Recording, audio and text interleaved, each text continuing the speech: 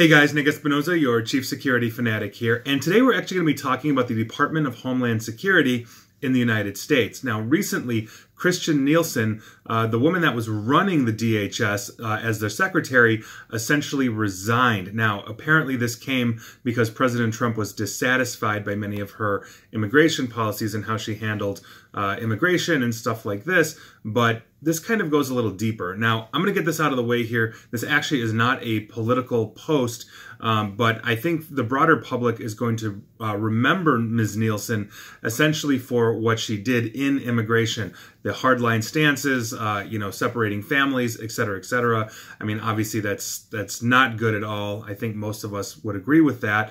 But I'm not going to be talking about that today. I do not want this to be an immigration debate because this has nothing to do with what I'm talking about.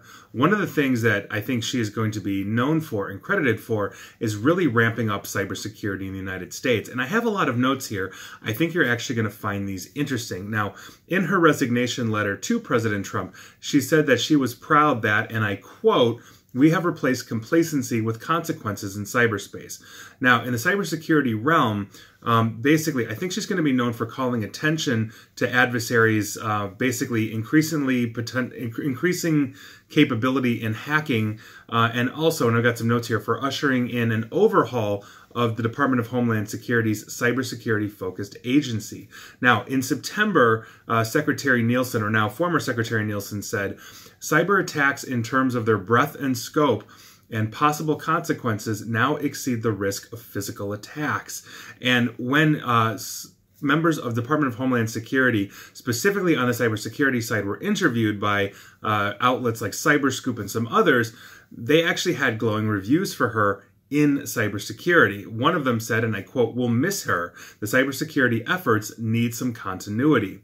Another official talking about Nielsen said that she was instrumental in getting Congress to codify the Department of Homeland Security Cybersecurity and Infrastructure Security Agency, bringing that into law, and basically credited her with empowering that agency's director, Chris Krebs. I don't know if he's related to Brian Krebs, the researcher. Now, Nielsen's background, for a lot of you that don't know, actually comes from the private sector, and she has been a cybersecurity consultant in the past. And so in that sense, I think that, she left a positive mark on the cybersecurity side. Again, I'm not getting into immigration.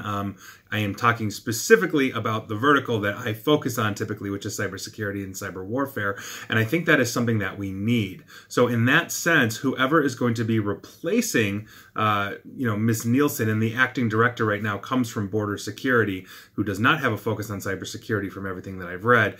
I think that's not necessarily a good thing at all. And we've seen a lot of government changes under this administration that might be walking back some of our cybersecurity defenses, such as firing the cybersecurity coordinator for the White House itself, and then outsourcing that to the Department of Homeland Security, which now no longer has a leader that has a cybersecurity focus. And so I'm hoping that whoever Congress appoints next, is going to be a fair and balanced individual, obviously, but is going to continue that continuity, is going to continue that focus on cybersecurity, because we have a major, major problem with that. So, take it for what it's worth. I don't care what side of the political spectrum you are on, if you are a fan of the immigration or not, or, whatever those policies were. Again, I am focusing purely on the cybersecurity side, and it seems like for all intents and purposes, she actually helped improve and strengthen the United States cybersecurity. So I am happy for that, regardless of everything else, I think. So that said, I'd love for you guys to weigh in, tell me I'm wrong, whatever that is. But I think this is actually important because we need critical players in cybersecurity and critical roles in the government, ideally good people. So take that for what it's worth. And please like, share, follow me here on Facebook and Twitter at NickAESP. And as always, stay safe and stay online. Thanks, guys.